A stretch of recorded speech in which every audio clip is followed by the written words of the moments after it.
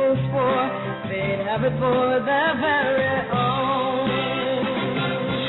Go ahead and hate your neighbor. Go ahead and cheat a friend. Do it in the name of heaven. You can justify it in the end. There won't be any trumpets blowing come the judgment day on the bloody morning after. One tin soldier rides away.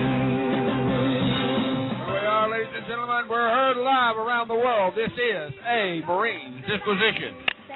We're heard in places like Sevastopol, the Ukraine, in the Crimea, Sochi and Kazan, Russia, the northern island of Ireland, in the 6 counties. We're heard in northern England, in Wales, in Scotland, across the little pond, in every climate, every place, North and South America, across the big pond to Australia, and the 5 territory outback. We're heard live in Brisbane, live in Dundee, New Zealand, on Highway 8, 58 miles away from Dundee. Rebroadcast by Micro Broadcaster in Dundee. We're heard on the North Island of New Zealand. This is the #1 show on Wind Talkers Radio Network and Blog Talk Radio. We're heard live on 46 phone bridges today. Ladies and gentlemen, why? Because we have with us the 110 soldier in the financial market. His name is Bob Chapman. He owns and operates the International Forecaster. That's the International Forecaster. The 3 W's. TheInternationalForecaster.com. You can get in touch with him at Bob at INTFORECASTER.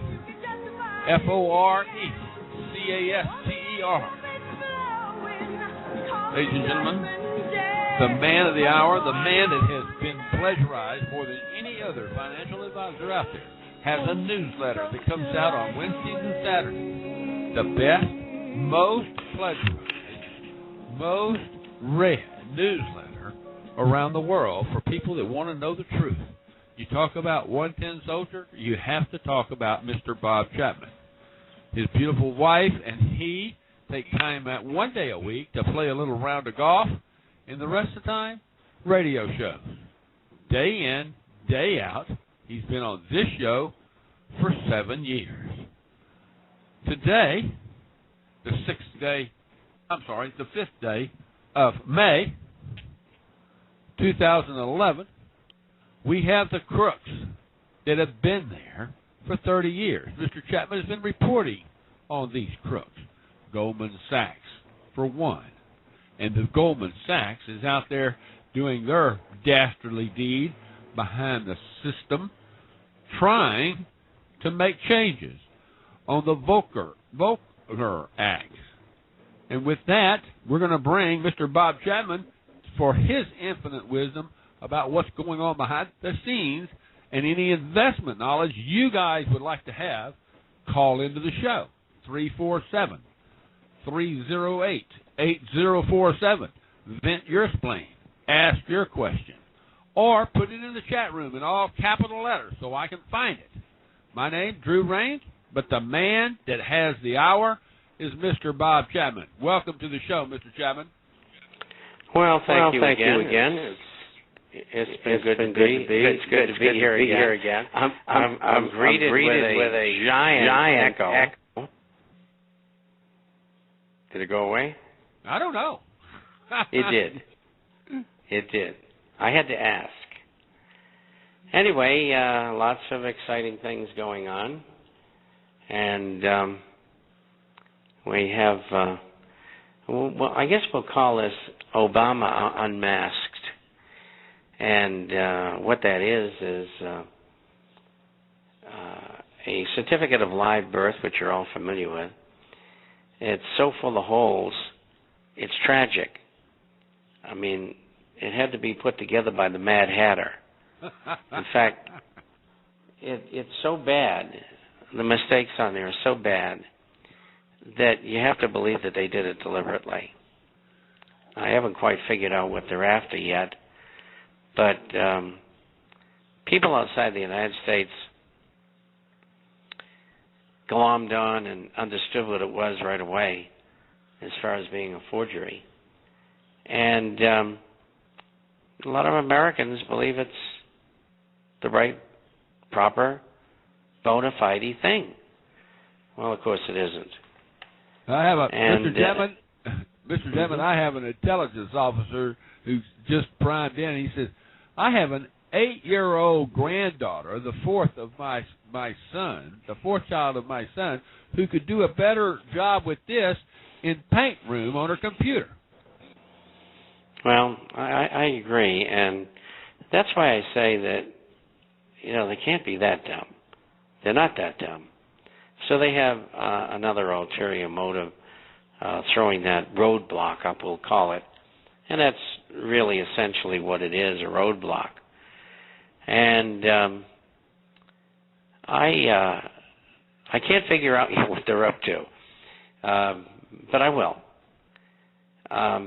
Then, of course, we had Mr. Bin Laden liquidated. Unfortunately, there's a pile of intelligence that goes back over the years that proves that Mr. Bin Laden met his maker about 10 years ago. And the only thing I can think of is that they're trying to set this whole thing up for a false flag operation. I saw the interviews from people who lived next door to this compound that supposedly held Mr. Bin Laden, and the people next door said nothing like that happened here. And when people from the press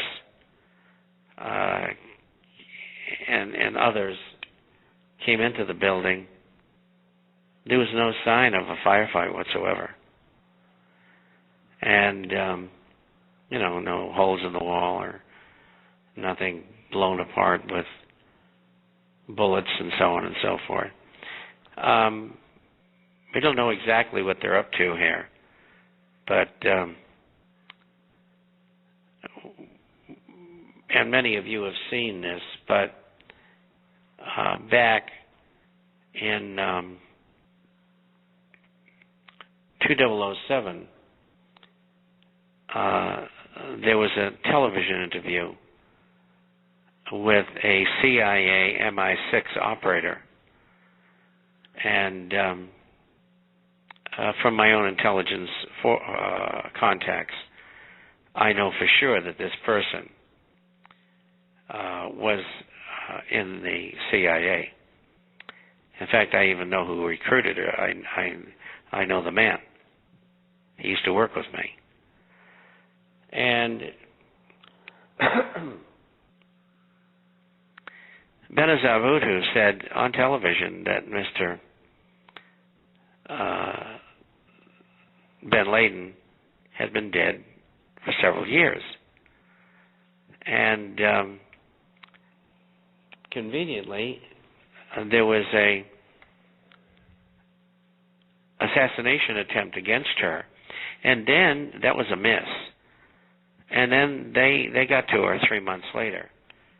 I can't help but think that the agency was so disturbed about what she had done that they whacked her. And the reason I know that that was the case is her mentor was really disturbed and had a lot to say about what had transpired, but didn't let the cat out of the bag. He worked for the agency, I don't know. I'd have to think about it for probably 40, 45 years. And I'd have to back into the years because we lived together. And he was really upset. So Mr. Bin Laden was dead. What they're up to, I don't know. It's, just stinks of false flag operation coming. I think the moves that have been made just recently in the Middle East, in Libya and Syria, are extraordinarily serious. We've gone over the reasons why they went into Libya. And the man who's running the show for the rebels is a CIA employee. He's lived in Virginia for 20 years prior to being where he's at now, running the rebel forces. And there's one extremely important element here that you have seen nothing about in the press. The Chinese get oil from Libya. Of course, they're not getting any right now. And the oil in Libya is of very, very good quality. And they had 29,000 people working there. And they had to pull them all out. And China's irate. Russia's irate about Syria because they have a naval base there.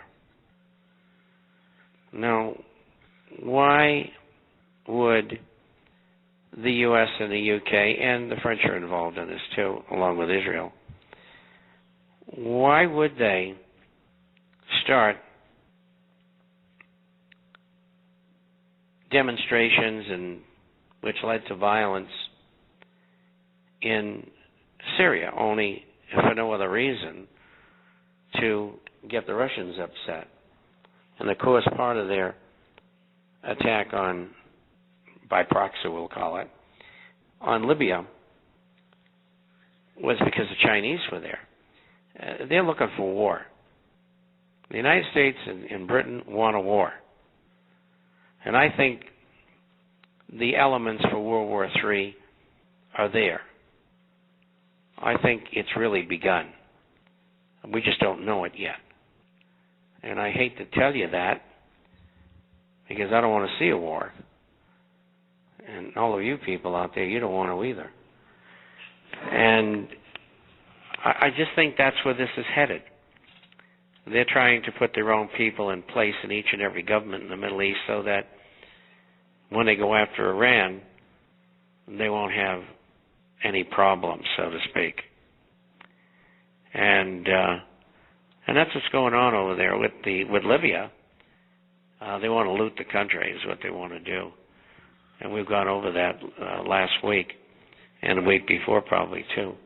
But anyway, that's the way I see that international situation in the two events that we've seen just recently.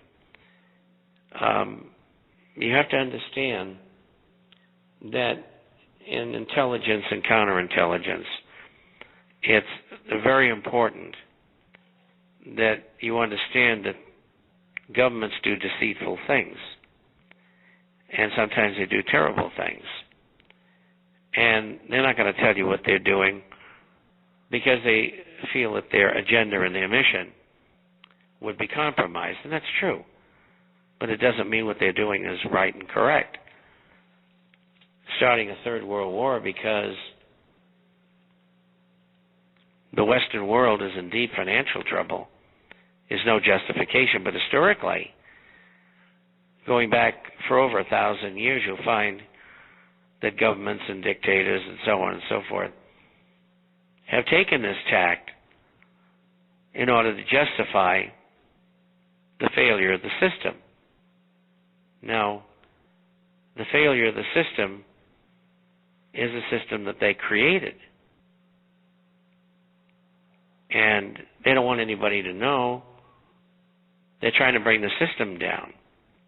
And they want to do it under the cover of warfare, blaming the failure on warfare. And this is an historical perspective. And this is what they're up to. They want world government, and everything has to be upside down for everybody to accept it.